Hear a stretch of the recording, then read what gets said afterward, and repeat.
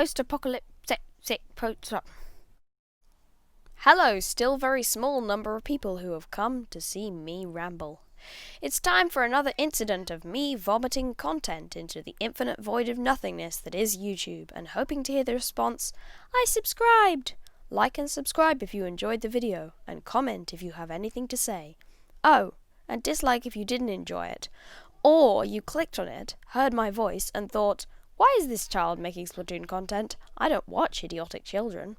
But remember the part about where you dislike. Today's video is about how a kids game has randomly inserted sad lore nuggets and also randomly inserted references to very dark, world is burning kind of stuff, designed to make you more emotionally attached to the Splatoon universe. Today, I'm going to try and make them into comedy!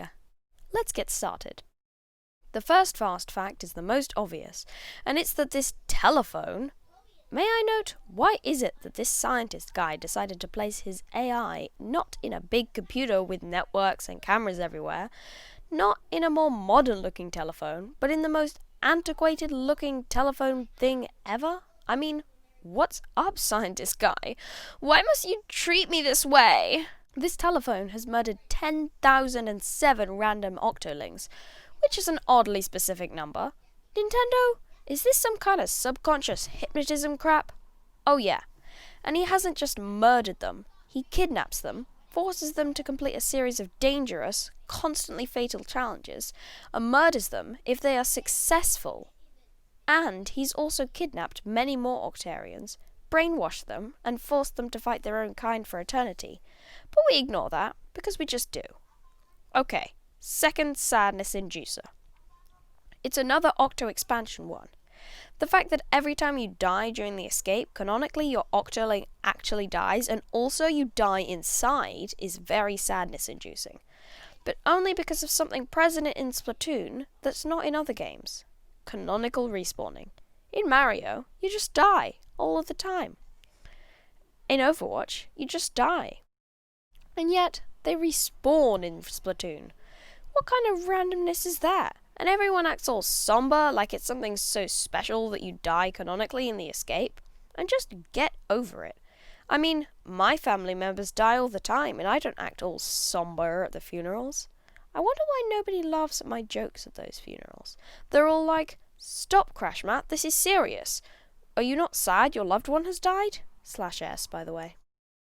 Third, damn it, I can't keep up with this alliteration. Why did I even start it? Splatoon social media is just as sad as real social media. The description is just such a mood though. Or are they trying to convince themselves? Is true of too many people.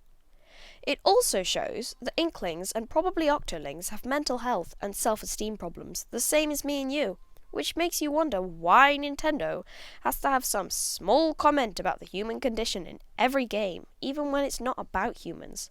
I was hoping when I watched the Epic Inkling Transformation Sub-Noise and transformed into an Inkling for real, not fake, then I would no longer have to worry about my mental health. Welp, no such thing as a free lunch. Fourth sad Splatoon fact. Did you know that when you picked Chaos, you basically ordered death to 90% of the Woomies and Vimos? Team Order is superior. In this random religious book of the Splatoon universe, it states that the pink fish, which are obviously salmonids, will devour all the creatures of the land. And if you get what that means, along with the fact that salmonids were on Team Chaos, you get that all your little idols will be devoured by the superior salmonid race. Although, to be honest, this is a Nintendo game. There will be at least a few surviving squids and octos in Splatoon 3, and these will probably be the characters you play as, despite all the hankering for playable salmonids everybody's doing. I mean, seriously, what do you see in them? Which makes me think about how they would do turf, or ranked or league battles in this post-apocalypse section. A post-apocalypse in a post-apocalypse. Whoa, that was hard to say. Will they completely revamp PvP? Like when you go to secondary school after primary school and everything is very different and everybody cares about your feelings less and there's a counsellor and a nurse but nobody ever uses them and mental health issues are a giant problem for teenagers and sometimes it feels like everyone ignores that even when they definitely don't. It's just that lots of people who have mental health issues hide them and have trouble telling people. Wait, what was I talking about again? Fifth sad piece of Splatoon truth.